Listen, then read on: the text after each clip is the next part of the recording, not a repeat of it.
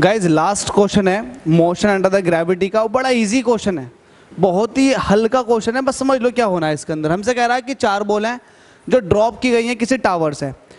तो हमसे क्या कह रहा है कि एक के बाद एक बॉल को ड्रॉप करना। तो एक बॉल को मैंने ड्रॉप किया, वो 4 सेकंड तक नीचे को आई, लेकिन मुझे एक एक सेकंड के बाद बॉल को ड्रॉप कर देना। जब मैं पहली बॉल ड्रॉप करूंगा तो 1 सेकंड के बाद मैं दूसरी बॉल को ड्रॉप कर दूंगा, फिर 2 सेकंड के बाद तीसरी बॉल को ड्रॉप कर दूंगा और 4 सेकंड बाद चौथी बॉल को ड्रॉप कर दूंगा। तो जब मैं बॉल को ड्रॉप करूंगा तो पहली वाली बॉल जो है लेट अस सपोज कि 4 सेकंड में यहाँ पहुँचेगी, दूसरी वाली बॉल जो है वो 3 सेकंड में यहाँ पहुँचेगी, तीसरी वाली बॉल जो है वो 2 सेकंड में यहाँ पहुँचेगी, और पहली वाली बॉल जो है मतलब चौथी वाली बॉल जो है लेट अस सपोज वो यहाँ पहुँचेगी। लेकिन ये तो 4 सेकंड तक नीचे को आई, और ये जो है 4 सेकंड, और ये जो है 3 सेकंड तक नीचे को आएगी, ये जो है 2 सेकंड तक नीचे को आएगी, और ये जो है वो 1 सेकंड तक नीचे को आएगी। ये बॉल आपकी फर्स्ट है, ये सेकंड है, ये थर्ड है, और ये फोर्थ है। सवाल में ये है कि एक बॉल जैसी आपने छोड़ी तो उसके 1 सेकंड बाद आपने तुरंत दूसरी बॉल छोड़ दी, फिर उसके 1 सेकंड बाद आपने तीसरी, फिर उसके 1 सेकंड बाद आपने चौथी। तो आपने हर 1 सेकंड बाद एक नई बॉल को आपने ड्रॉप किया है, हर एक नई बॉल को। तो आपने देखा कि एक बॉल जो है वो 4 सेकंड तक नीचे जाएगी, जाहिर सी बात है। दूसरी बॉल जो है वो 3 सेकंड तक आएगी, तीसरी बॉल जो है वो 2 सेकंड तक आएगी, और जो पहली बॉल है वो 1 सेकंड तक नीचे आएगी। हमसे यही कह रखा 4 balls are drop from the top of a tower at the interval of 1 second. ठीक है, हमसे क्या रखा है the first ball reaches the ground after 4 second. पहली बॉल जो है वो 4 सेकंड में पहुंच रही है। What are the distances. जब ये 4 सेकंड में पहुंच रही है तो ये 3 सेकंड में तो थोड़ी ऊपर होगी, और ये जो है 2 सेकंड में और ज़्यादा ऊपर होगी, और ये 1 सेकंड में और ज़्यादा ऊपर होगी। तभी तो आपने एक के बाद एक बॉल ड्रॉप की है। हमसे कह रहा है कि भाई हमें डिस्टेंस बताओ, डिस्टेंस बिटवीन किस किस के बीच में, फर्स्ट एंड सेकंड, पहली और दूसरी के बीच में, दूसरा सेकंड एंड थर्ड, सेकंड और थर्ड के बीच में डिस्टेंस बताओ। तो यार ये डिस्टेंस जो है आपकी, देखो सिंपल सी बात है, इन दोनों के बीच की डिस्टेंस तो सिर्फ इतनी है, ये है डिस्टेंस। अगर इन दोनों के बीच की डिस्टेंस बात करोगे तो भाई वो ये है, और इन दोनों के बीच की डिस्टेंस की अगर बात करोगे तो वो ये है। तो आपसे यही पूछ रहा कि भाई ये बताओ, ये बताओ और ये बता दें। तो इसका पता कैसे लगाएंगे, कैसे पता लगाएंगे कि ये S1? तो सिंपल सी बात है यार, ये देख लो ना, इसने 4 सेकंड में कितनी डिस्टेंस ट्रैवल की, इसने 3 सेकंड में कितनी डिस्टेंस ट्रैवल की, इसने 2 सेकंड में कितनी डिस्टेंस ट्रैवल की, और इसने 1 सेकंड में। तो सबकी डिस्टेंस अगर आपके पास होंगी तो आप सिंपल से इतने जो डिस्टेंस ट्रैवल की है 4 सेकंड में, उसमें से इस वाली डिस्टेंस को माइनस कर दोगे जो 3 सेकंड में ट्रैवल की गई है, तो आपको ऑब्वियसली ये वाला पार्ट मिल जाएगा।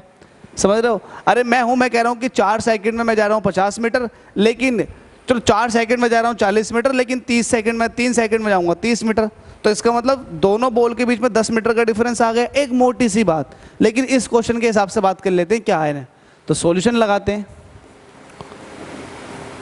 चूंकि ये नीचे को गिर रही हैं, कोई भी वैल्यू नहीं दे रखी कि इनिशियल एक्सीलरेशन क्या है, इनिशियल वेलोसिटी क्या है। तो हमें पता है जब नीचे को ऑब्जेक्ट गिराया जाता है तब उसके पास जी जो होता है, मैं यहाँ पर ले रहा हूँ जी की वैल्यू 10 मीटर पर सेकेंड स्क्वायर नीचे की तरफ को है। यू क्या है, इनिशियल वेलोसिटी 0 है। तब हम यूज़ करेंगे by using S is equal to U T plus half A T square.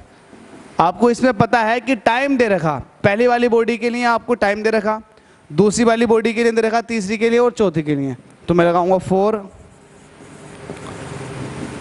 First body, पहली वाली बॉडी के लिए लगाऊंगा। जब पहली वाली बॉडी के लिए डिस्टेंस लगाऊंगा तो ये पूरी जो है डिस्टेंस, ये पूरी डिस्टेंस पहली वाली बॉडी की लेट अस सपोज ये h1 है, दूसरी वाली बॉडी की लेट अस सपोज ये h2 है, लेट अस सपोज तीसरी वाली बॉडी की ये h3 है, और चौथी वाली बॉडी की है ये h4।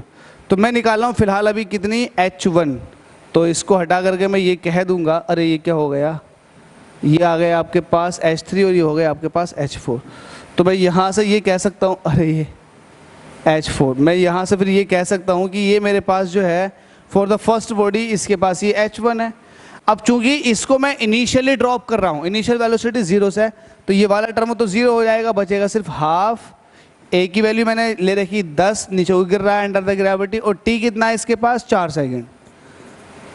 इसको सॉल्व करूँगा तो ये हो जाएगा हाफ 10 4 चौक 16, तो 2 अट्ठे 16, 8 ढाई 80। तो पहली वाली बॉडी जो है वो आएगी 80 मीटर नीचे की तरफ को। तो मतलब मेरे पास जो H1 है वो है 80 मीटर। ऐसे ही मैं H2 निकाल लेता हूँ। H2 निकालूंगा तो क्या होगा, 4 सेकेंड बॉडी। तो मैं H2 निकालूंगा उसका, वो क्या हो जाएगा हाफ 10 ऐसे रहेगा, लेकिन उसके लिए टाइम जो हो जाएगा वो 3 हो जाएगा, 3 का स्क्वायर। 2 से काटोगे तो 5 बार चले जाएगा, और 9 हो जाएगा, 9 पंजे 45। तो ये आ जाएगा आपके सामने 45, 3 3 9, 9 पंजे 45, ये आ जाएगा 45 मीटर। ठीक है, यहाँ पर मैंने 9.8 नहीं लिया है, याद रखें मैंने यहाँ पर ग्रेविटेशनल एक्सीलरेशन कैलकुलेशन ईजी होने के लिए 10 ले लिया, इसलिए 10 के हिसाब से ही मेरे आंसर आएंगे, मेरे आंसर पॉइंटों में नहीं आएंगे, क्योंकि मैंने एक्सीलरेशन की वैल्यू 10 ले रखी है, इंटीजर वैल्यू, इसलिए मेरे पूरे पूरे आंसर आएंगे। इसी तरह से मैं निकालूंगा 4 थर्ड बॉडी।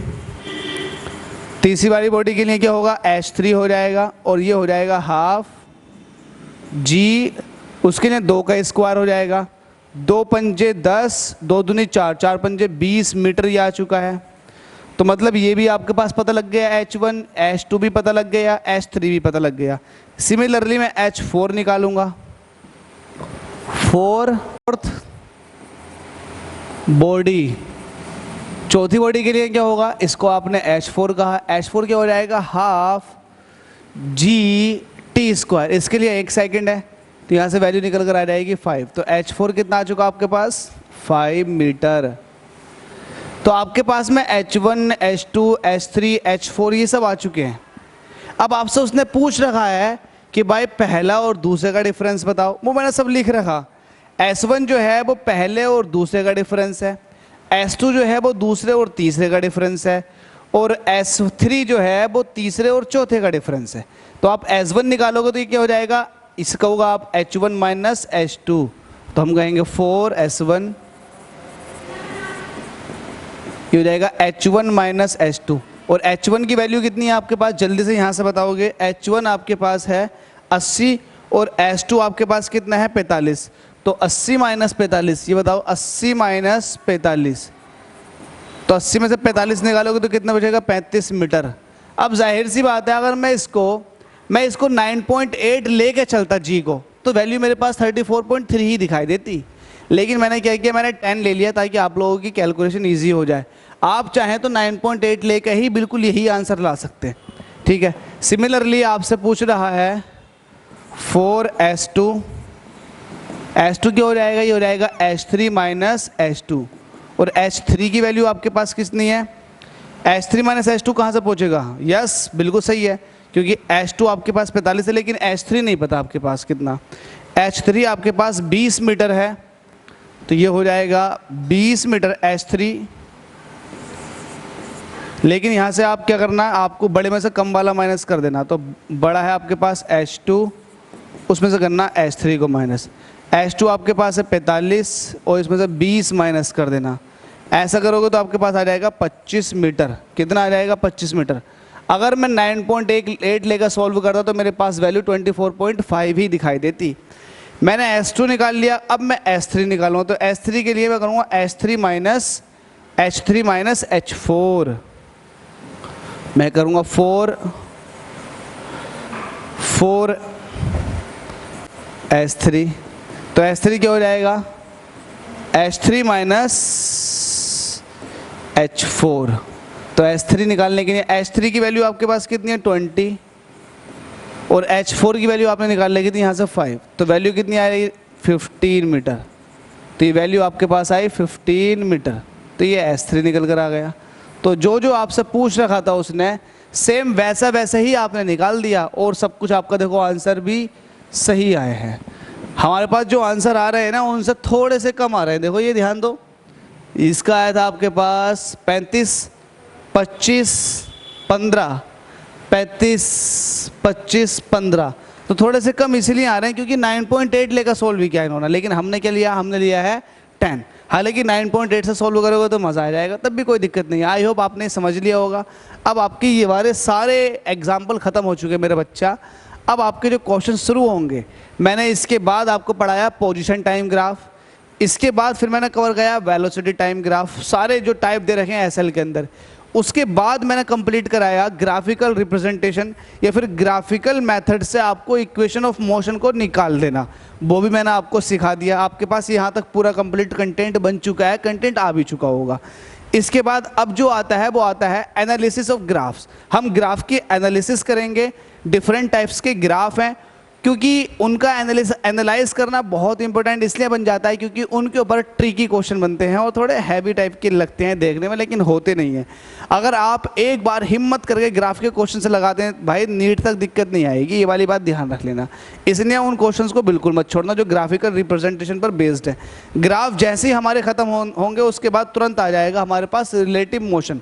रिलेटिव मोशन खत्म करने के बाद में, रिलेटिव वेलोसिटी खत्म करने के बाद में चैप्टर आपका खत्म हो जाता है। फिर आपके एक्सरसाइज के क्वेश्चन बचते हैं। एक्सरसाइज के क्वेश्चन मैं लगवाता रहूँगा डेली बेसिस पर, लेकिन मैं नेक्स्ट लेक्चर स्टार्ट कर दूंगा नेक्स्ट चैप्टर का। वो हमारे पास है motion in a plane. Motion in a plane start कर दूंगा जल्दी, जितनी जल्दी मुझसे हो सकेगा उसको स्टार्ट कर दूंगा। और साथ में जो एक्सरसाइज के क्वेश्चन बच गए हैं चैप्टर नंबर 3 के, उनको भी मैं धीरे धीरे सॉल्व कराता रहूँगा। चैप्टर नंबर 2 जैसे ही कंप्लीट होगा तुरंत चैप्टर नंबर 1 या चैप्टर नंबर 2 की तरफ चलेंगे, मोशन या फिर आपको पता ही है यूनिट डायमेंशन एंड मोशन, उसको सॉल्व करा देंगे तो भी वहाँ मज़ा आ जाएगा। हम कुछ भी है मतलब कंप्लीट करने की कोशिश करेंगे जहाँ तक हो सकेगा। Thank you so much, support कीजिए यार।